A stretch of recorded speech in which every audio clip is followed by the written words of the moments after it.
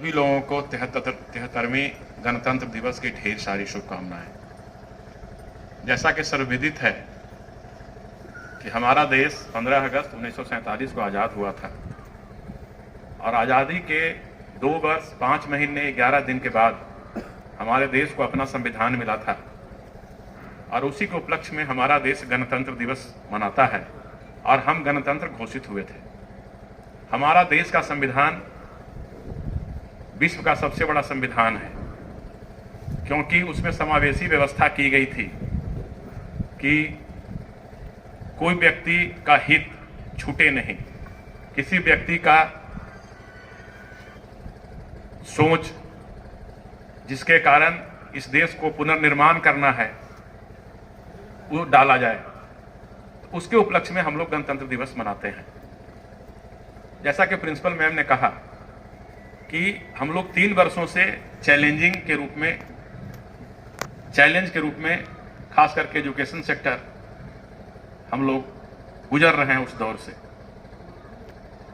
वह चैलेंज मुख्य रूप से है कि संसाधन और साधन की कमी है, उसके बावजूद भी बच्चों को शिक्षा देना है।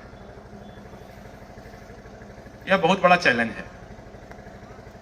बहुत सारी चीजें अच्छी भी नहीं लगती हैं क्योंकि बिना साधन संसाधन के तो कुछ हो नहीं सकता है, लेकिन करना इसी में है।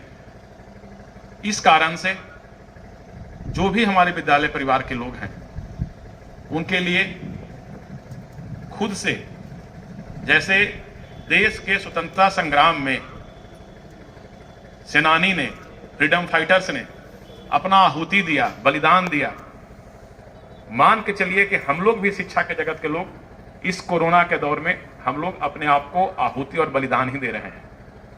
मिलना कुछ नहीं है लेकिन देना सब कुछ है। सारे सेक्टर्स में सरकार ने बहुत सारी योजनाएं दी, बहुत सारी चीजें दी, लेकिन निजी विद्यालय को कुछ नहीं मिला।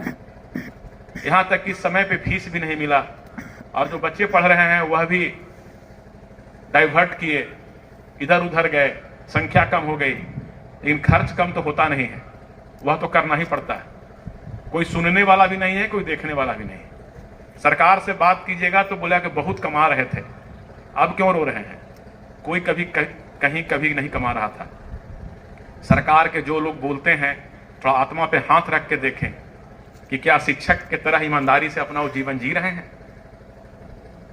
इस मंच से नहीं बोलना चाहिए।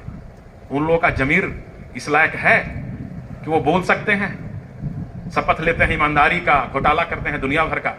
शर्म नहीं लगता है? कौन शिक्षक ने पढ़ाया था उनको? बात कीजिएगा, चाहे वो मुख्यमंत्री हो, प्रधानमंत्री हो, मंत्री हो, पदाधिकारी हो, उनसे बात की जाए तो लगेगा कि निजी विद्यालय का कोई लोग आया है तो कोई डकैत आया है, और वह जमीर पे हाथ रख के कह दे कि मैंने डकैती नहीं की है तो हम लोग अनुदान मांगना बंद कर देंगे, बात करना बंद कर देंगे। लेकिन बात सच का तो होता नहीं है। सच के पुजारी तो सिर्फ विद्यालय परिवार, लेकिन हम लोग का धर्म है। हम लोग भटकेंगे नहीं, अटकेंगे नहीं, हम लोग अपना काम करते रहेंगे और बच्चों को जितनी ताकत है उतनी शिक्षा ईमानदारी से देते रहेंगे ताकि देश का भविष्य हमारे बच्चे हैं। पहले भी जो सुभाष चंद्र बोस, महात्मा गांधी, लाला लाजपत राय, चंद्रशेखर आजाद भी हमारे देश के भविष्य थे। कोई गुरु ने सींचा ही होगा। हम लोग वही काम करेंगे कि हम लोग फिर से शहीद भगत सिंह, सुभाष चंद्र बोस, चंद्रशेखर आजाद पैदा करें, डॉक्टर APJ अब्दुल कलाम पैदा करें, और क्षमता हम लोगों में है, शिक्षक में है। तो हम लोग फिर से इस कोरोना काल के होने के बावजूद बच्चों को बेहतर शिक्षा देने का काम करते रहेंगे, अपनी पूरी ताकत से देंगे, पूरी लगन से देंगे। हमको मदद कर रहा है नहीं कर रहा है कोई मायने नहीं रखता है। मायने यह रखता है कि सब बुरा दिन का दौर गुजरा है, अच्छा दिन आया है, फिर अच्छा दिन आएगा। हम लोग फिर खिलखिलाएंगे, हमारे बच्चे खिलखिलाएंगे। बिना बच्चों का यह कार्यक्रम अच्छा तो नहीं लगता है, भावनात्मक होता है, आंसू आ जाता है। यहाँ बच्चों का कार्यक्रम होता था, बच्चे खिलखिलाते थे, भीड़ लगी रहती थी।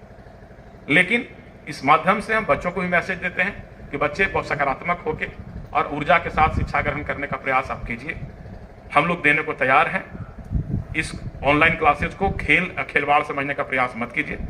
यह आपके भविष्य का एक एक दिन कीमती है और आपका 3 साल गुजर गया तो यह दौर तो आता रहेगा, इसी में जीने का प्रयास किया जाए।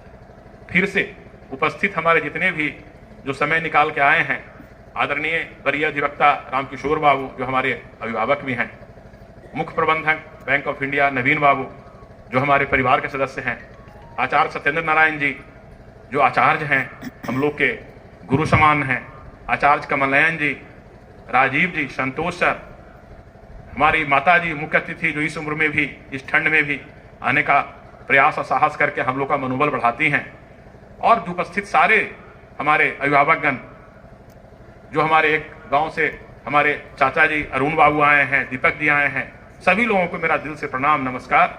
खास करके इस विद्यालय परिवार को, हमारी प्राचार्या मैडम को, अंजलि मैडम को, जो आपने इस परिस्थिति में भी इतने अच्छे कार्यक्रम अपने टीम के साथ, फरहत मैम हो, फरहीन मैम हो, उमा मैम हो, रचना मैम हो, सब लोगों ने, अंजना मैम हो, सब लोगों ने जो किया है, विवेक सर हैं, सभी शिक्षक शिक्षिकाओं, सभी लोगों को दिल से आभार, धन्यवाद कि आपने इस विषम परिस्थिति में भी अपना काम कर रही हैं, जज्बे के साथ कर रही हैं, ईमानदारी के साथ कर रही हैं।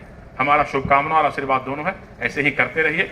आज न कल हम लोग का वो दिन आएगा जब ये बच्चों से चहचहाएगा और यह बागियां, यह बगीचा खिलखिलाएगा। धन्यवाद। जय हिंद, जय भारत।